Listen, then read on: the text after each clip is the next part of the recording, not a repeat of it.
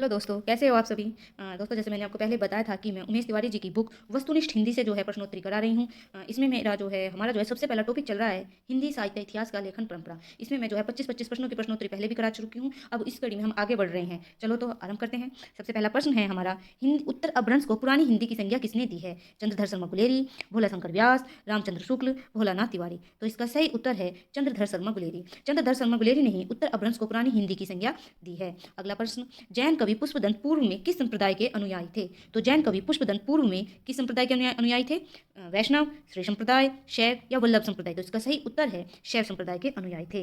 अगले प्रश्न पर पढ़ते हैं, हिंदी साहित्य का विवेचनात्मक इतिहास। तो हिंदी साहित्य का विवेचनात्मक इतिहास किस विद्वान ने लिखा है। सूर्यकांत शास्त्री, ख उदय नारायण तिवारी, ग नलिन विलोचन शर्मा, घ शिव कुमार शर्मा। तो इसका सही उत्तर है दोस्तों सूर्यकांत शास्त्री। अगले प्रश्न पर पढ़ते हैं, हिंदी साहित्य वीर गाथा काल को चारण काल की संज्ञा देने के अतिरिक्त उसे उससे पूर्व एक संधि काल जोड़ने वाले इतिहासकार कौन हैं। रामविलास शर्मा, डॉक्टर नगेंद्र, आचार्य शुक्ल, डॉक्टर रामकुमार वर्मा। तो दोस्तों इसका सही उत्तर है डॉक्टर रामकुमार वर्मा। डॉक्टर रामकुमार वर्मा ने ही अपने इतिहास में जो है वीर गाथा काल को दो भागों में बांटा था। एक भाग, पहले भाग को संधि काल तो दूसरे भाग को चारण काल कहा था। ठीक है, वीर गाथा काल को ही चारण काल किसने कहा था, वो कहा था गिरियसन ने। किसने कहा था, गिरियसन ने। साथ ही वीर गाथा काल नाम किसने दिया था, वीर गाथा काल नाम दिया था शुक्ल जी ने। और दूसरा नाम क्या था, इसका अन्य नाम क्या था, आदिकाल, जो कि सर्वमान्य है। आदिकाल नाम किसने दिया था, आदिकाल नाम दिया था हजारी प्रसाद द्विवेदी ने। ठीक है, चलिए दोस्तों आगे बढ़ते हैं। डॉक्टर रामकुमार वर्मा ने हिंदी साहित्य का आरंभ कब से स्वीकार किया है। तो डॉक्टर रामकुमार वर्मा ने हिंदी साहित्य का आरंभ 693 ईस्वी से माना है। अगला प्रश्न, राहुल शंकरतयायन का प्रसिद्ध लेख हिंदी के प्राचीन कवि और उनकी कविता जो 1933 में प्रकाशित हुआ, वह किस पत्रिका में छपा था। क गंगा पत्रिका, ख प्रभा, ग मर्यादा, घ सरस्वती। तो इसका सही उत्तर है का गंगा पत्रिका में। दोस्तों इसमें से 3 प्रश्न बनते हैं। एक कि हिंदी के प्राचीन कवि और उनकी कविता, हिंदी के प्राचीन कवि और उनकी कविता प्रसिद्ध लेख किसका है। तो इसका प्रसिद्ध लेख किसका है, ये राहुल शंकरदयायन जी का है। और यह कब प्रकाशित हुआ था, यह प्रकाशित हुआ था 1933 में। और किस पत्रिका में छपा था, तो यह छपा था गंगा पत्रिका में। तो इसमें से 3 प्रश्न बनते हैं। अगले प्रश्न पर चलते हैं, आचार्य शुक्ल के इतिहास ग्रंथ के विषय में कौन सा कथन सत्य नहीं है, यानी कि कौन सा कथन असत्य है। तो का युगीन परिस्थितियों का महत्व है, ख कवियों के जीवन चरित्र के स्थान पर साहित्यिक महत्व है, ग काव्य धाराओं और युगों की साहित्यिक प्रवृत्तियों का उल्लेख है, घ साहित्यिक प्रवृत्तियों के निर्माण में परंपरा का महत्व है। तो दोस्तों इसका सही उत्तर है, उन्होंने युग की परिस्थितियों का, यानी उस समय जो परिस्थितियां उभर रही थी उनका भी महत्व दिया है। साथ ही इन्होंने जीवन चरित्र के स्थान पर जो है उनका जो साहित्यिक महत्व है कवियों का, उनको दिया है। साथ ही इन्होंने काव्य धाराओं के युग और साहित्यिक प्रवृत्तियों का भी उल्लेख किया है। इसका जो कथन सही है वह है साहित्यिक प्रवृत्तियों के निर्माण में परंपरा का महत्व। इन्होंने परंपरा का महत्व को नहीं स्वीकार किया था। अगले प्रश्न पर चलते हैं, किस विद्वान ने हिंदी साहित्य का आरंभ भक्ति काल से माना है। किस विद्वान ने हिंदी साहित्य का आरंभ भक्ति काल से माना है। तो इसका सही उत्तर है आचार्य हजारी प्रसाद द्विवेदी ने। बहुत इंपॉर्टेंट प्रश्न है ये कि हिंदी साहित्य का आरंभ भक्ति काल से किसने माना है। तो इसका सही उत्तर है आचार्य हजारी प्रसाद द्विवेदी ने। अगला प्रश्न, हिंदी साहित्य नामक इतिहास ग्रंथ का संपादन किसने किया है। हिंदी साहित्य नामक इतिहास ग्रंथ का संपादन किसने किया है। रामकुमार वर्मा, नलिन विलोचन शर्मा, डॉक्टर धीरेन्द्र वर्मा या वृंदावन लाल वर्मा। तो दोस्तों इसका सही उत्तर है डॉक्टर धीरेन्द्र वर्मा ने हिंदी साहित्य नामक इतिहास ग्रंथ का संपादन किया है। अगला प्रश्न, उत्तरी भारत की संत परंपरा नामक ग्रंथ के लेखक कौन है। उत्तरी भारत की संत परंपरा नामक पुस्तक के लेखक कौन है। परशुराम चतुर्वेदी, मोतीलाल मेनारिया, केसी नारायण शुक्ल या टिकम सिंह तोमर। दोस्तों इसका सही उत्तर है परशुराम चतुर्वेदी। उत्तर भारत की संत परंपरा नामक ग्रंथ के लेखक कौन है, वह है परशुराम चतुर्वेदी। अगले प्रश्न पर चलते हैं, राधा वल्लभ संप्रदाय सिद्धांत और साहित्य, राधा वल्लभ संप्रदाय सिद्धांत और साहित्य के लेखनकर्ता कौन है। एक पंडित केशरी नारायण शुक्ल, डॉक्टर श्री कृष्ण लाल, डॉक्टर विजेंद्र स्नातक या चंद्रकांत बाली। तो इसका सही उत्तर क्या होगा दोस्तों, इसका सही उत्तर होगा डॉक्टर विजेंद्र स्नातक। राधा वल्लभ संप्रदाय सिद्धांत और साहित्य के लेखनकर्ता कौन है, तो वो है डॉक्टर विजेंद्र स्नातक। अगला प्रश्न, हिंदी साहित्य की नींव का वह प्रस्तर है, यह हिंदी साहित्य की नींव का वह प्रस्तर है जिस पर आचार्य शुक्ल ने अपने सुप्रसिद्ध इतिहास का भव्य भवन निर्मित किया है। यह कथन किससे संबंधित है। हिंदी साहित्य नींव का वह प्रस्तर है जिस पर आचार्य शुक्ल ने अपना सुप्रसिद्ध इतिहास का भव्य भवन निर्मित किया है। यह कथन किससे संबंधित है। तो इसका सही उत्तर क्या होगा, वह है गिरियशन के इतिहास से। दोस्तों इसमें मैंने आपको पहले भी पूछा था कि गारसा दातासी के ग्रंथ की भाषा क्या थी। इसका उत्तर आप कमेंट में डालिए कि गारसा दातासी का जो ग्रंथ था इस्तवर दालेत्रेतर हिंदुस्तानी का की भाषा क्या थी, वह किस भाषा में लिखित है। अगले प्रश्न पर पढ़ते हैं, हिंदी में किसी भारतीय द्वारा लिखा गया हिंदी में किसी भारतीय द्वारा लिखा गया पहला इतिहास है। यह कथन मिस्र बंधु विनोद के संदर्भ में किसका है? यानी हिंदी में किसी भारतीय द्वारा लिखा गया पहला इतिहास है, यह कथन मिस्र बंधु विनोद के संदर्भ में किसने कहा है? तो इसका सही उत्तर क्या है? किशोरीलाल गुप्त, डॉक्टर लक्ष्मी सागर बिश्नोई, आचार्य रामचंद्र शुक्ल या सुमन राजे। तो इसका सही उत्तर है डॉक्टर सुमन राजे।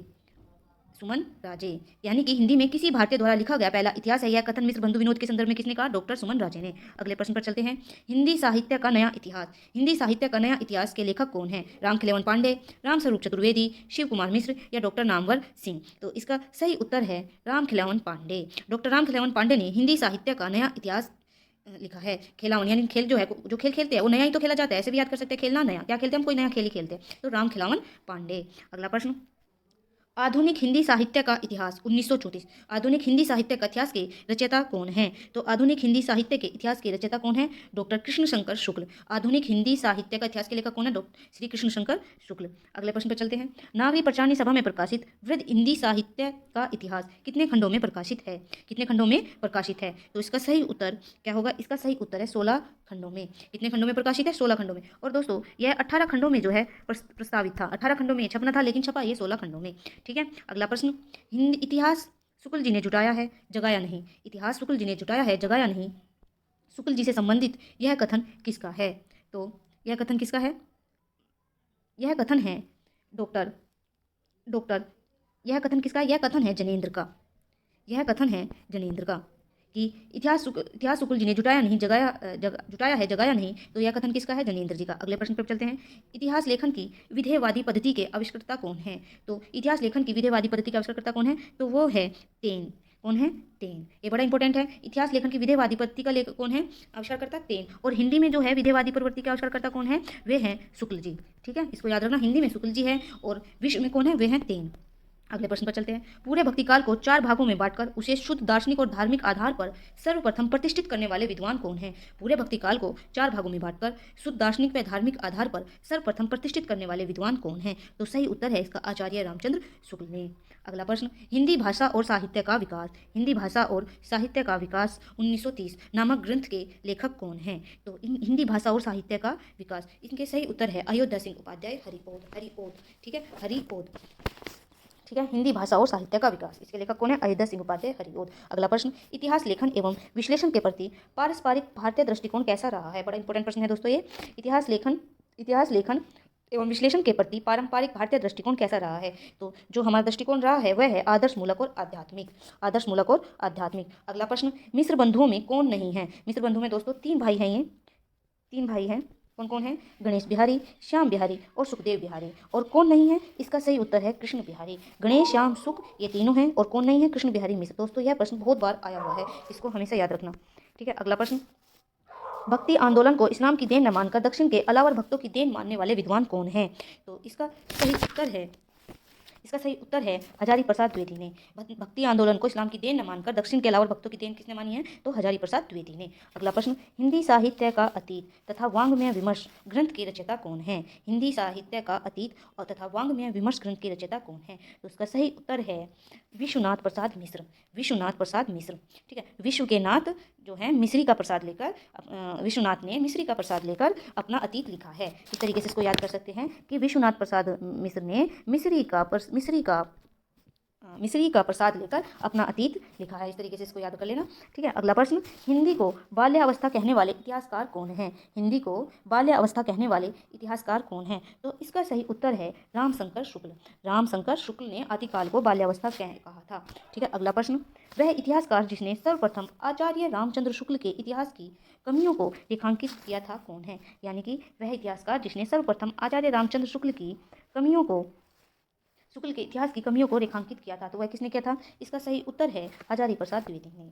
ठीक है। अगला प्रश्न, डॉक्टर रामकुमार वर्मा ने आदिकाल की समय सीमा क्या निर्धारित की थी? तो इसका सही उत्तर है संवत 750 से संवत 1375। देखो संवत 750 यानी संवत कह लो और तो और सन क्या होगी? सन होगी 693। सन क्या होगी, सन 693 होगी। और संवत पूछ ले तो संवत 750। 750 में से जो है 57 वर्ष घटा दीजिए तो 693 ही आएगा। ठीक है दोस्तों कल के लिए एक प्रश्न मैं छोड़े जा रही हूँ, इसका आप उत्तर जो है कमेंट बॉक्स में जरूर डालिए। डॉक्टर रामकुमार वर्मा ने हिंदी साहित्य के इतिहास को कितने कालों में विभक्त किया है? क 3, ख 4, ग 5 या 6। तो इसका आप उत्तर जो है अपना कमेंट बॉक्स में डालें। और दोस्तों कैसी लगी आपको वीडियो ये भी बताना। प्लीज़ लाइक और सब्सक्राइब करना। धन्यवाद।